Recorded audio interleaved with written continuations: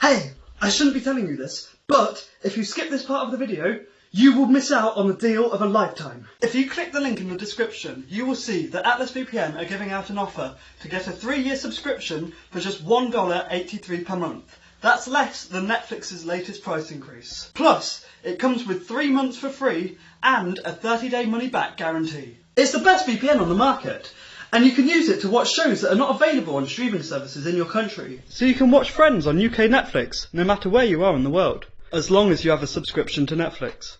You can even use it on unlimited devices, so everyone in your house can watch Friends on UK Netflix at once. And they keep your searches private, so that we'll all finally stop spying on you. But remember, time is of the essence if you want to get this offer. Just $1.83 per month to get a 3-year subscription by clicking the link in the description below. Am I the asshole boyfriend found my clean, period panties, and made me feel crappy about it? Hey all, my boyfriend is 27 and I'm 24. We've been together for almost 2 years. My boyfriend is extremely hygienic in all ways. Like showers twice a day, washes his clothes after every single wear, don't leave a single dish in the sink dirty. If you ask me, he's a little over the top on how clean he and everything around the house needs to be 24/7. He will scrub his body 3 separate times in one shower cycle just to make sure he doesn't miss any dirt.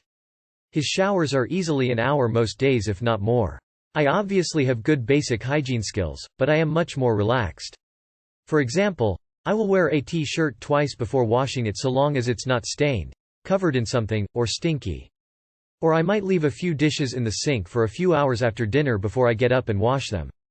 He would prefer I didn't and just kept everything to AT right away. Yesterday night we were doing laundry. We always air dry our clothes to save money and to reduce fading and shrinking.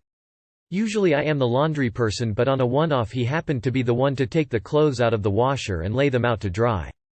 He came across one of my pairs of panties that I specifically only wear during that time of the month. I'm certain ladies will understand that we keep panties separate for periods than we do for when we aren't.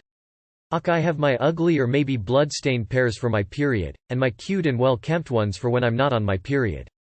Anyways, upon seeing these, he told me that I need to throw that pair away and that it's disgusting and unhygienic.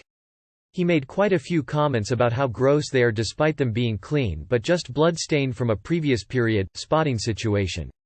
I attempted to explain that I keep those pairs solely for when I am bleeding, and that it's a common thing girls do, but quickly stopped because I could tell he just disagreed with me and told me that he's pretty sure other girls do not do this. It made me feel really, I don't know, gross?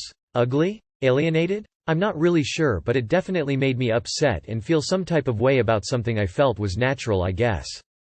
I snapped at him to forget my explanation because he's just making me feel like I am gross. And a small argument ensued because of this. We ended up going to bed kind of frustrated with each other, but I don't think I am in the wrong. Am I the asshole? Edit to add that black panties don't exactly work for me because I have an IUD and my period, and spotting is very sporadic. I could go 3 months without a period, or I could have it 2 months in a row. I could have some random light spotting, or the full-blown waterfall. There's really not consistency due to my IUD. So I can't exactly plan out when to start wearing those specific black period panties. Not the asshole, it is perfectly normal and hygienic. Also consider for a moment that the two of you are hang drying all of your clothes to save money, but he takes an hour-long shower, and I assume a hot one, every single day. If he cut that down to 15 minutes, the two of you could afford to run the dryer every once in a while. Which might be nice for, the person who is primarily responsible for doing the laundry. Not the asshole. I think boyfriend has a mental illness that is not being treated. Scrubbing his body 3x twice a day is not healthy, physically or mentally. Keep in mind, if he stays like this you can never have kids with this guy. Kids are disgusting, barfing, puking, crapping stain machines. By the way, many women wear their period-stained underwear anytime they're clean. I hope he gets help. Am I the asshole for not helping a child when they fell over? Today I, 19 male, was waiting for my girlfriend at our local park. I was waiting on a bench looking at ducks in the pond when a child right in front of me off his scooter, probably 6, fell over. I laughed, not out loud. The child was crying, being dramatic when its mother came rushing in checking if he's bleeding. He was not, he wasn't even scratched. The woman looked up at me, seeing me slightly grin, asking why I didn't help him. I responded, "He isn't hurt, so why do I need to help him?" She got pissy and said, "If he was bleeding from his head, would you help?" I said, "No, probably not." She started having a go at me, acting like I should have helped a random dramatic child up from the floor when he isn't even injured. I walked away, and from a distance you could hear her yelling. I can't tell if I wasn't the asshole or I was, cause he ain't my kid, he ain't my responsibility. You wouldn't necessarily be an asshole for not helping, but you are the asshole for your whole attitude. You are the asshole for laughing at an injured kid and grinning at the spectacle. Who does that? Calm down, edgelord. You are the asshole. You are the asshole. The bare minimum when you see anyone fall right in front of you, kid, adult, elderly, is to ask, "Are you okay?"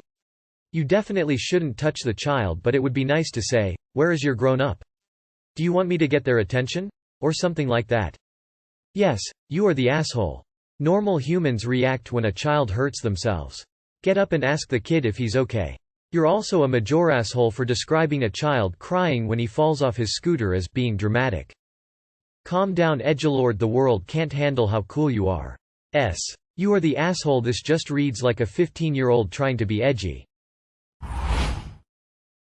Am I the asshole for leaving the hospital after my fiancé told me to pay the bill? For context, me F26 and my fiancé M28 have been together for 3 years. Finances are split till after marriage. We have equally paying jobs. He doesn't pay when we eat out, he doesn't pay for any fixes in our rental apartment, and also doesn't help with furniture and stuff. I tried to have conversations about how I'm always supposed to foot the bill for almost everything. His excuse is that he's been saving for a new apartment, been saving up for 2 years now. But he still has half of his salary which he uses on himself and buys gadgets and gaming stuff. When I try to argue about it, he'd say it's his money after all, and remind me of how he's saving up to buy an apartment for us. Days ago, he called me and asked that I take him to the hospital to treat his ankle.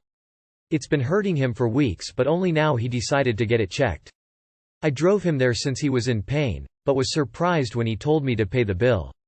I asked why not him, and he brought up the new apartment he's been saving for again. I had it, especially after he threatened to not add my name to the new apartment's title if I refused to help him out. I snapped and told him to pay for himself and stop using my money with the apartment excuse, then I left. He had to pay but was furious, saying I'd let him down in his time of struggle. Also said that my attitude isn't partner material. I told him I felt like he was using the new apartment to spend my money, but he said I had no empathy or sense of responsibility to support and help him out when he is doing me a huge favor and buying me an entire freaking apartment. He's calling me selfish and negative. IDK. I feel guilty for doing this, and now he's avoiding me entirely. Not the asshole. You are being used. 100%. When he has enough money for the apartment, he dumps you. Stop footing the bill. Leave him. Not the asshole. Also, honey. He hasn't saved for an apartment.